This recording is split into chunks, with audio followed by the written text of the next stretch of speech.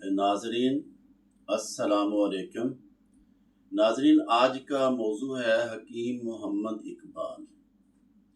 तो मेरे हकीम मोहम्मद इकबाल जो मुझसे छोटे थे, अल्लाह को प्यारे हो गए। तो उन्होंने अपनी ज़िंदगी का नस्बुल ऐन ये बनाया हुआ था कि अपनी सारी ज़िंदगी जो थी उन्होंने दीन इस्लाम के लिए और मखलूक खुदा की खिदमत के लिए वक्फ की हुई थी। तो तो वो जो भी उनसे कोई ना, हालांकि अवर जो हमारी टोटल फैमिली है, फैमिली के जो मेजॉरिटी जो है वो बिलोंग टू, मतलब एमबीबीएस डॉक्टर हैं, सर्जन हैं। जैसे मेरा बेटा डॉक्टर मोहम्मद फरीद साहब भी सर्जन हैं और उनकी मिस भी डॉक्टर है। मेरी भाभी जो है वो भी गायनी स्पेशलिस्ट हैं। उनका बड़ा बेटा डॉक्टर जवाद वो भी सर्जन है बहावल नगर में। तो उनके छोटे भाई जो हैं दो, वो भी डॉक्टर हैं, उनकी मिसेस भी डॉक्टर हैं। तो लेकिन मेरा छोटा भाई जो इकबाल साहब थे वो अपना की तरफ उनका रुझान हुआ करता था। तो वो हिकमत की तरफ उनका ज़हन था। तो वो वो उन्होंने फिर ये सबसे ज़्यादा जो पसंद किया ना, उन्होंने कहा ये हिकमत साबर जो है वो एक बहुत ज़बरदस्त नज़रिया है। तो उस हिकमत साबर जो थी, उसके नज़रियात को उन्होंने लेकर हिकमत के मैदान में कमाल मकाम हासिल किया। तो ये हालत हो चुकी थी जब वो दुनिया से पर्दा फरमा गए, तो तकरीबन 1 साल पहले की बात है। तो एक दिन क्या हुआ कि अपना कर्नल नवीद साहब और लाहौर से और उनकी मिस हमारे यहाँ तशरीफ़ लाए। इधर हमारे पास उन्होंने स्टे भी किया। उन्होंने कहा कि दुनिया इस्लाम के जो डॉक्टर कदीर साहब हैं, जो एटमी, जिन्होंने हमारे पाकिस्तान को एटमी पावर बनाया, उनका पैगाम लेकर मैं आया हूँ। तो मैं और मेरी मिस आए हैं। मुझे डॉक्टर कदीर साहब ने भेजा है कि मैं हकीम इकबाल से मुलाकात करना चाहता हूँ। तो मेरे भाई कहने लगे, वो इतनी दुनिया इस्लाम के हमारे हीरो, मुल्क और कौम के, जिन्होंने हमें पाकिस्तान को एटमी पावर बनाया, वो ये तो मुझे तो मैं खुद उनके पास हाजिर हो जाता हूँ। तो उनकी सिक्योरिटी के मसले हैं। वो तो एक बहुत दुनिया इस्लाम की एक अजीम शख्सियत है। तो उन्होंने उनको टाइम दिया। ठीक है, मैं जब डॉक्टर अब्दुल कदीर साहब लाहौर जो उनका जो अस्पताल बन रहा है उधर वो आ रहे हैं अनकरीब, तो मुझे आप फ़ोन करें, मैं बनफ़्स नफ़ीस खुद डॉक्टर कदीर साहब से मुलाकात के लिए हाज़िर हो जाऊँगा। लेकिन अल्लाह को ऐसे मालूम ऐसे था कि वो अल्लाह वो दुनिया से वो पर्दा कर गए, दुनिया से ही चले गए और आज डॉक्टर कदीर साहब भी नहीं है, वो भी दुनिया से पर्दा कर गए। ये इस तरह ये जो ऐसे इस मेरे मैं ये नहीं कहता कि मैं अपने भाई होने के नाते उनकी इतनी तारीफ़ करना चाहता हूँ। ये हालत थी। कोई उनकी दुनिया से रहलत फरमाने के कोई 1 साल पहले की ये बात है। तो मैंने उनके पास गया। मैं और वो इकट्ठे रहते थे एक ही घर में साथ-साथ हम।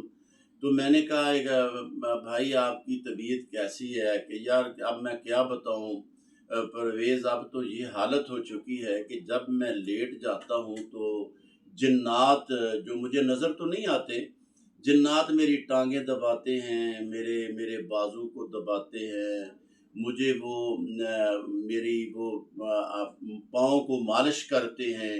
तो फिर मैं कहता हूँ, यार बस अब मुझे सोने दो, अब आप चले जाओ। तो फिर वो जिन्नात जो थे वो चले जाते थे। जिन्नात बुज़ुर्ग, कोई बहुत बुज़ुर्ग हस्तियाँ जिन्नात की, जिनकी बहुत लंबी उम्रें हुआ करती थी, वो लोग आते थे। और फिर एक क्या ये हालत थी, अब उनके फ़ौत होने से 3-4 महीने का वाक़या है। क्या तब जब मैं सुबह के वक़्त मोटरसाइकिल पे दूध लेने के लिए साथ वाली बस्ती में जाता हूँ, تو رستے میں اچانک کیا ہوتا ہے، چار بندے بالکل ان کے چہرے نورانی چہرے اور ایسی ان کی پیاری خوبصورت شکلیں، اور یکدم میرے سامنے آ جاتے ہیں، اور میں موٹر سائیکل پہ اتر کر پھر ان کو ملتا ہوں، حال احوال پوچھتا ہوں۔ تو یہ جب حال احوال پوچھ کے ملتے اچھا اللہ حافظ کہتے ہیں تو یکدم وہ غائب ہو جاتے ہیں۔ اس طرح اکثر واقعات ہوتے ہیں۔ تو اس لیے پرویز بھائی میں اب ایسے کرتا ہوں، میں 3 دن کا اکٹھا دودھ لے کر آ جاتا ہوں، تاکہ مجھے جب میں جاتا ہوں تو میرے ساتھ ایسے واقعات پیش آتے ہیں، تو اس لیے پھر میں 2 دن کا اکٹھا دودھ لے آتا ہوں تاکہ میرے ساتھ ایسے واقعات پیش نہ آئیں۔ تو میں ان کی ایک آپ کو یہ بات بتاؤں، اکثر ان کے فون آتے تھے، تو میں نے کہا یار آپ صرف 1 گھنٹہ فون اٹینڈ کرتے ہیں، پوری دنیا سے فون آتے ہیں، آپ 2 گھنٹے مخلوق خدا کا فون اٹینڈ کیا کریں۔ تو پھر انہوں نے صبح 7 بجے سے لے کر 9 بجے تک وہ فون اٹینڈ کرنا شروع کر دیا تھا اور مخلوق خدا کے فون سنتے تھے۔ تو اکثر فون یہ آتے تھے کہ میرے گردے میں پتھریاں ہیں، تو وہ سارے کو یہ کہتے تھے یار یہ تو ایک بہت آسان طریقہ ہے، جس بندے کے بھی گردے میں پتھری ہے نا، وہ ایک کعوہ پی لے، پتھریاں پانی بن کر خارج ہو جائیں گی۔ کعوہ کیا ہے؟ کلتھی اور سر پھوکا ہم وزن لے لیں، ایک چھٹانک مثال کے طور پر لے لیں، تو ہم وزن لے کے رکھ لیں، پھر اس کو ذرا کوٹ کر رکھ کے اس میں سے تھوڑا سا آدھی چمچ پانی میں ڈالو اور ابالو، اور اس کا کعوہ تیار ہو گیا۔ تو وہ کڑوا سا ہوتا ہے، وہ پی لو تو پتھریاں پانی بن کر خارج ہو جائیں گی۔ میں نے پوچھا بھائی کلتھی اور سرپھوکا کیا ہوتا ہے؟ کلتھی جو ہوتی ہے وہ ایک بیج ہوتے ہیں پودے کے، اور سرپھوکا جو ہے وہ بھی ایک جڑی بوٹی کے ہوتے ہیں، جڑی بوٹی ہے ایک۔ کلتھی اور سرپھوکا یہ ہم وزن لے کے تھوڑا تھوڑا رکھ لو، اور وہ کوٹ کے ایک جگہ اکٹھا کر لو، آدھی چمچی بھر کے پانی میں ڈالو، ابالو اور پی لو، اور چند دن کے اندر پتھریاں پانی بن کر خارج ہو جائیں گی۔ تو اس طرح کے وہ نسخے بتایا کرتا تھا، کمال تھی اس کی حکمت۔ اللہ پاک وہ تو ایسے لوگ تو جنتی ہوتے ہیں، وہ لوگ جس بندے نے اپنی زندگی دین اسلام کے لیے وقف کر رکھی ہو۔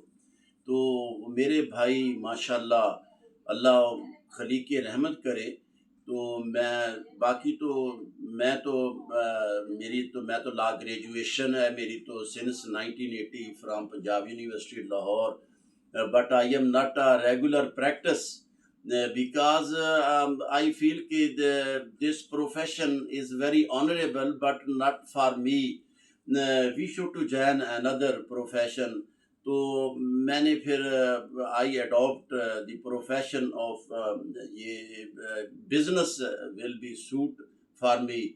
تو now I have a business in a market in the name of Fauji Fertilizer. Pervez